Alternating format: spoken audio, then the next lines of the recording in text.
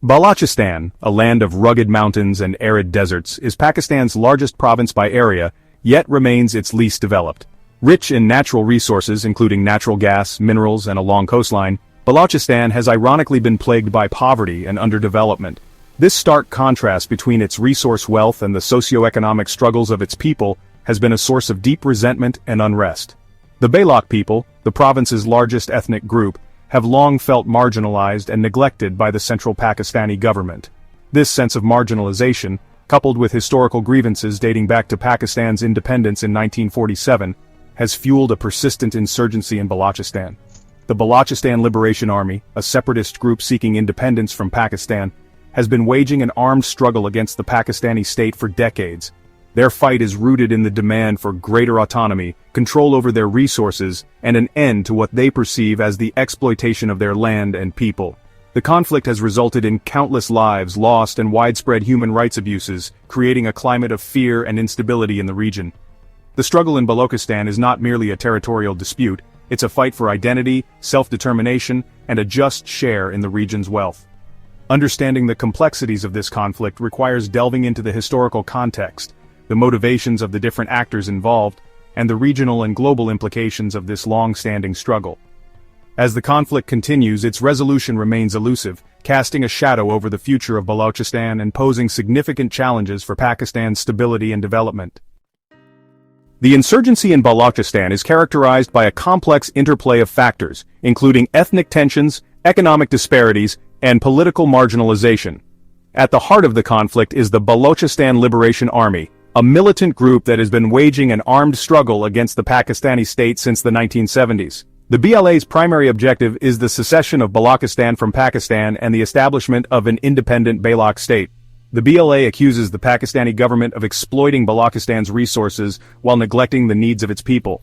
They point to the province's low literacy rates, inadequate healthcare infrastructure, and lack of basic amenities as evidence of the government's apathy towards the Baloch people.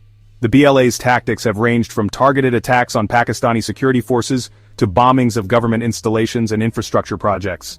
In recent years, the BLA has intensified its attacks, targeting not only Pakistani security forces but also Chinese interests in the region. This escalation is linked to China's growing economic footprint in Balochistan, particularly through the China-Pakistan Economic Corridor, a multi-billion-dollar infrastructure project that passes through the province.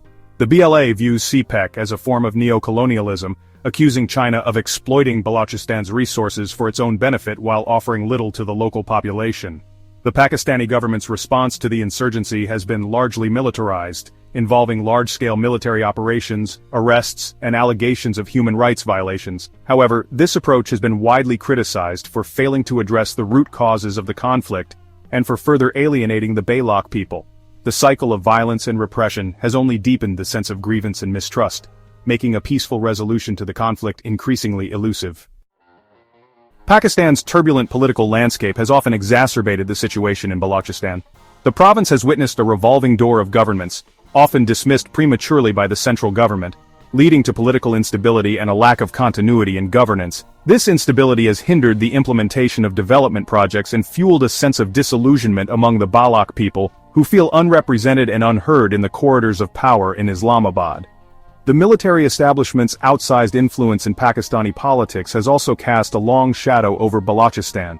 The military has been accused of interfering in political affairs, supporting certain political parties, and using its power to suppress dissent. This perceived dominance of the military has deepened the mistrust between the Baloch people and the Pakistani state, as many Baloch believe that the military prioritizes its own interests over the well-being of the province.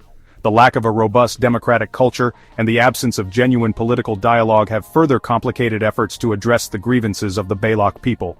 Meaningful negotiations between the Pakistani government and Baloch leaders have been sporadic and often hampered by mistrust and a lack of political will.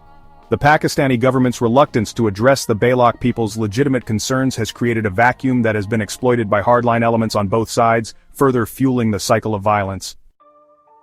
Gwadar, a strategically located port city on the Arabian Sea, has become a focal point of the conflict in Balochistan. Envisioned as the crown jewel of the China-Pakistan Economic Corridor, Gwadar is being developed into a major trading hub, connecting China to the Middle East and beyond. However, the port's development has been met with mixed reactions, with many Baloch viewing it as a symbol of exploitation rather than progress. The Baloch people have long complained that they have not benefited from the development of their province's resources, including the port of Gwadar. They argue that the jobs created by CPEC have largely gone to outsiders, while local communities have been displaced from their lands and fishing grounds. The influx of Chinese workers and investment has also raised concerns about the erosion of Baloch culture and identity. Furthermore, the development of Gwadar has been accompanied by a heavy security presence, with the Pakistani military deploying thousands of troops to protect Chinese interests. This militarization has further alienated the local population, who feel like strangers in their own land. The Baloch people's concerns about the environmental impact of Gwadar's development, including the potential for pollution and damage to marine life, have also been largely ignored. Section 5. Echoes of the Past, Historical Grievances. To understand the current conflict, it's crucial to acknowledge the historical grievances that have fueled Baloch nationalism and the desire for self-determination.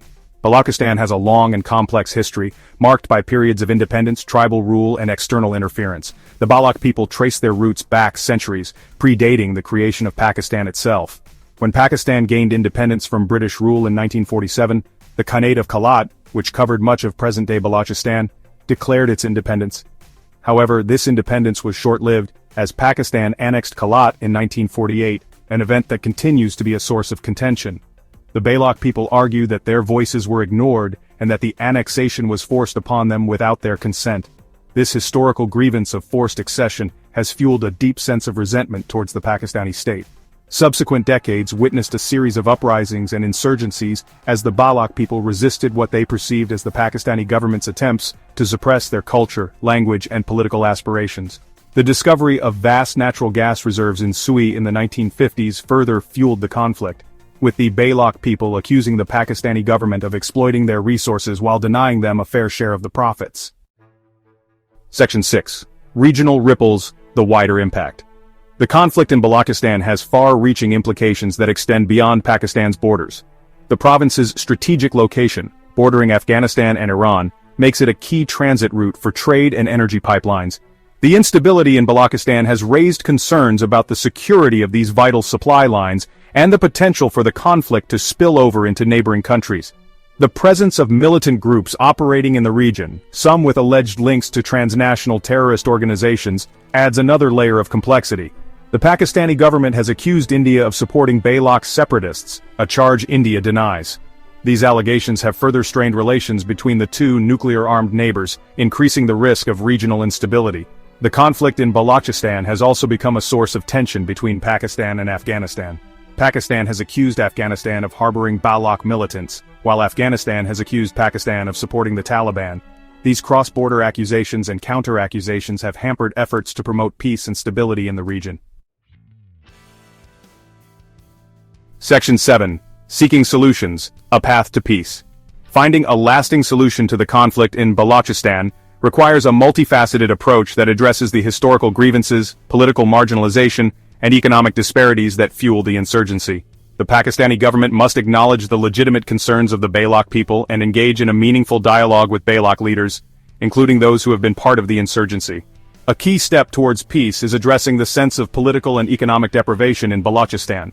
The Pakistani government should devolve greater autonomy to the province, granting it more control over its resources and finances. This devolution of power should be accompanied by a genuine effort to promote inclusive development, ensuring that the benefits of economic growth reach all segments of society, particularly the marginalized Baloch communities.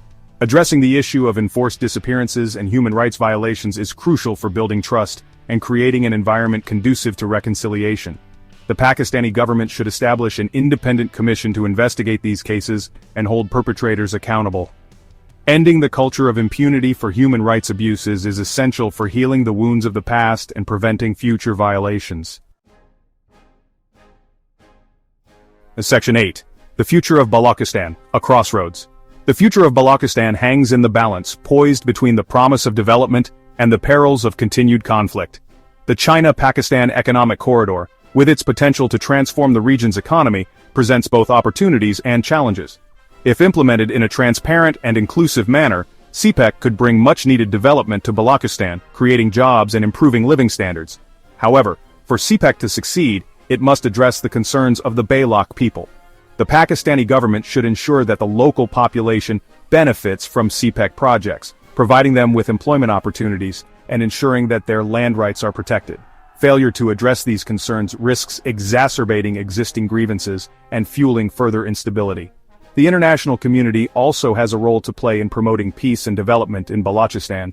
International actors can support initiatives aimed at promoting dialogue, strengthening democratic institutions, and promoting human rights. By working together, Pakistan and the international community can help create a more prosperous and peaceful future for Balochistan. Section 9. A Call for Peace, Securing a Shared Future.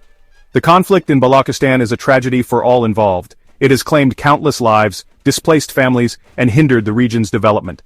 The time has come to break the cycle of violence and seek a peaceful resolution that addresses the legitimate grievances of the Baloch people while preserving Pakistan's unity and territorial integrity. The path to peace will be challenging, requiring patience, compromise, and a genuine commitment to dialogue. However, the alternative, continued conflict and instability, is unacceptable. The people of Balochistan, both Baloch and non-Baloch, deserve to live in a society free from fear and violence where their rights are respected and their voices are heard. The international community must urge all parties to the conflict to renounce violence, engage in meaningful dialogue, and work towards a peaceful resolution. The future of Balochistan depends on it, and the peace and stability of the entire region hang in the balance.